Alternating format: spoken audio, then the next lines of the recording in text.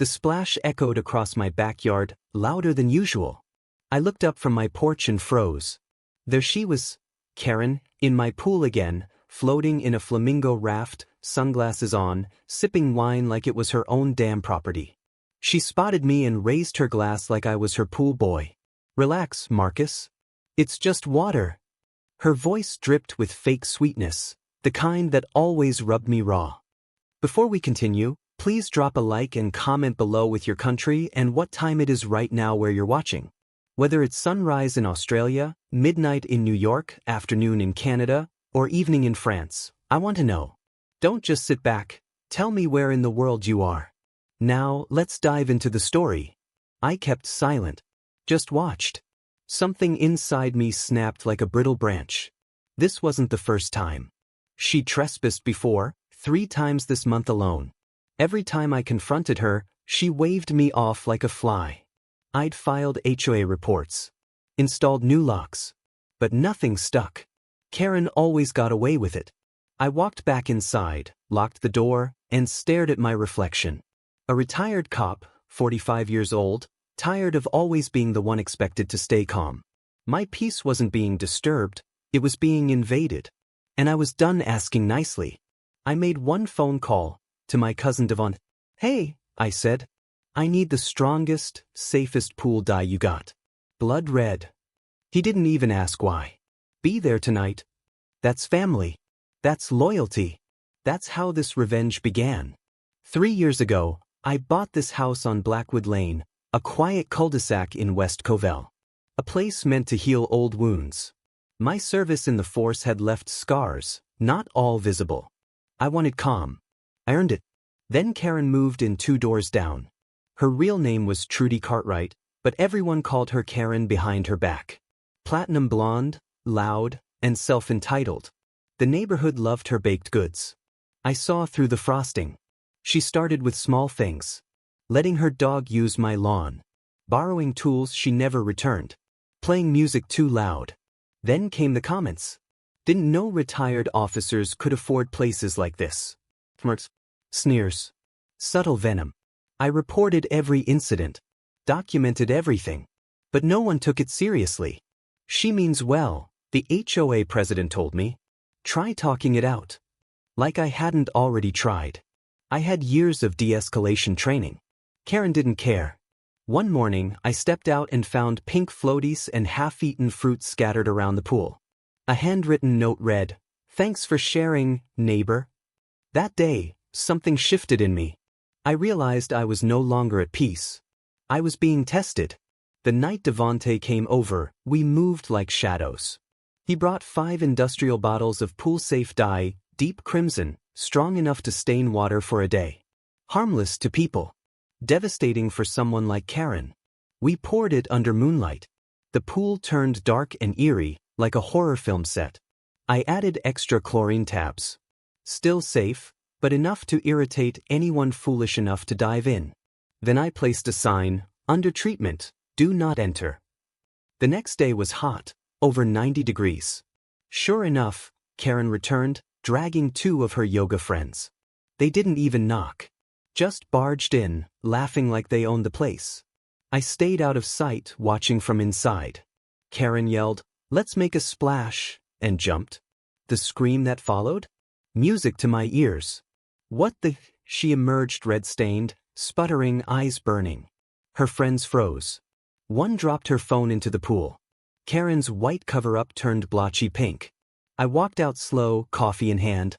"Didn't see the sign?" I asked, pointing calmly. "You're trespassing."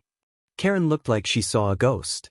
Her perfect suburban illusion shattered. "You'll regret this," she barked. I just smiled. "No, Karen. You will." Karen tried to flip the script. She called the HOA, filed a complaint. Claimed I endangered her. I arrived at the emergency meeting dressed sharp, file in hand. Devontae came too, with footage. I laid it all out. Dates. Pictures. Videos of Karen unlocking the gate. Her voice saying, "He won't mind." Then footage of the dye going in, with visible signage. Her complaint crumbled like a stale cookie. The board went quiet. "Well," the president mumbled. Seems the issue is clear. Karen turned redder than the pool. He set me up, she shrieked. I turned to her. You set yourself up every time you stepped into my yard. The HOA fined her.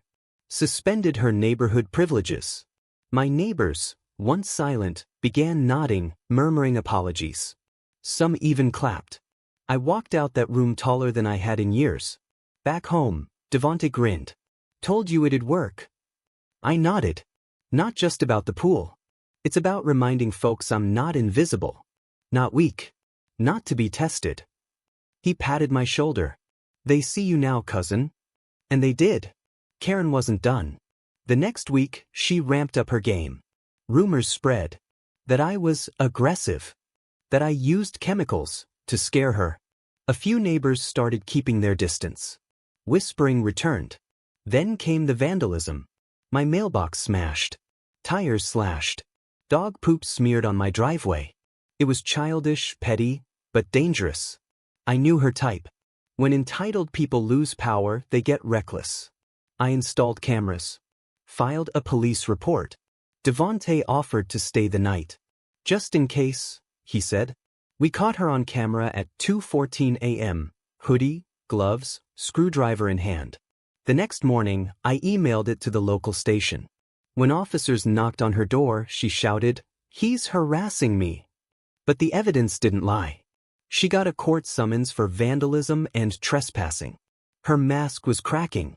Publicly. Renita, my sister, drove up that day. This ain't over, she warned. But you're winning, Marcus. Because you're standing your ground. For once, she's facing consequences. I nodded. I wasn't scared. I was ready. In court. The courtroom smelled like old wood in judgment. Karen sat across from me, dressed like a victim, pearl earrings, pale makeup, crocodile tears ready. The judge looked tired, like he'd seen this drama before. I was calm. Ready. My lawyer presented footage. The late-night vandalism. The pool entries. The threats she made under her breath when she thought no one was listening. Karen kept interrupting, loud and erratic. He poisoned my pool, she cried. The judge raised an eyebrow. When my turn came, I spoke slow. I described how I served the city for 20 years. How I moved here for peace. How I filed reports and followed rules. But even rules bend when nobody enforces them. I ended. The judge leaned forward. You're not the one on trial, Mr. Wynn. She is. And with that, he ruled in my favor. Karen was fined, given community service, and hit with a restraining order. I walked out into the sunlight. Free. Lighter. Devonte slapped my back. Justice served. I exhaled. She thought I'd break. But I waited. And then I poured 100% into protecting what's mine. That night, I slept like a stone. Karen was done. Renita stayed the weekend. We planted new flowers, patched the fence, and installed a fresh lock on the gate. The house didn't just look better, it felt stronger. I told her, this yard was war. Now it's mine again. Neighbors began stopping by. Apologies. Pies. An invite to the block barbecue.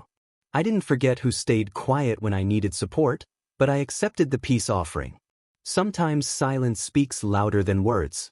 But growth? Growth shouts. Devonte brought over a grill. Let's christen the backyard, he said. We laughed. Played Marvin Gaye on the speakers. That night, the scent of barbecue filled the air, and the pool reflected starlight instead of conflict. I watched my nephew, Caleb, float in the same water Karen had turned into a battlefield. This your kingdom now, I whispered to him. And it hit me, this wasn't just about revenge. It was about protecting joy, legacy, and family. When the party ended, I sat in my lounge chair, wind brushing my face. I wasn't the same man from 3 months ago. I was better. Stronger. I didn't lose myself, I reclaimed him. 2 weeks passed in silence, the kind I hadn't felt since moving in. I was in the garage when I saw it, a manila envelope tucked into my mailbox. No return address. I opened it slowly and my hands froze. Inside was a photo of Karen. She looked exhausted, in a bright orange vest, picking up trash on the freeway. A scribbled note was clipped to the back. No hard feelings? I chuckled, half disbelief, half sarcasm. Devante saw it and cracked up. She sent you a postcard from community service? I nodded, holding up the envelope like it was evidence. I think that's as close as she'll ever get to an apology. Renita called that night. How's the quiet? She asked. Still no Karen sightings? I grinned into the phone. Nope. Her lawn's overgrown. Porch light's been out. I think the queen lost her crown. The peace wasn't just external, it was internal too. For the first time in years, I was finally healing. The house was no longer a fortress. It was a home again. One no longer haunted by entitlement and noise. I started volunteering at the local rec center, helping teens learn discipline through swimming. It felt right. Caleb joined me on Saturdays. Uncle Marcus, he said, when I grow up, I want a house with a pool too. I smiled. Just promise me you'll keep folks out of it unless they bring a towel and respect. He laughed, then asked, Is that what Karen didn't have? I nodded slowly. That and boundaries. The neighbors kept visiting. A few brought over tools to help fix things. One even offered to repaint my mailbox. I didn't say yes immediately, but I appreciated the gesture. People saw me again, not the ex-cop, just Marcus. I invited the neighborhood over for a quiet Labor Day cookout. No big announcements. Just ribs, blues music, and clean water. Folks showed up. Even the HOA president came with a six-pack. I handed him lemonade. Under the soft evening light, the pool shimmered like nothing had ever tainted it. Caleb swam laps. Renita danced barefoot. Devante manned the grill. Peace wasn't loud. It was soft, gentle. And finally mine. That night I stood at the edge of the pool and looked in. The reflection staring back wasn't just mine. It was a version of me I fought to reclaim. Still, unbothered. The war was over. I took out the last bottle labeled Karen's Poolside Essentials, and without a word, poured it into the garbage. Then I uncapped a new one, a small flask from Renita, and poured a single shot into a glass. Toasted the moon. This, I said to no one in particular, is 100% mine now. Not just the water, the yard, the street, my life, my dignity. It had been stolen piece by whispers and entitled grins. But I had taken it back. I watched the lights flicker over the surface, remembering how red it once ran. Not from anger now, but from courage. Every ounce of dye I poured was a boundary drawn. Every silence I held was a strategy. Every act was a reclaiming. And as the cicadas sang and the pool hummed gently behind me, I knew the truth. Sometimes revenge isn't fire or fury. Sometimes it's peace. Peace, earned drop by drop, until it overflows.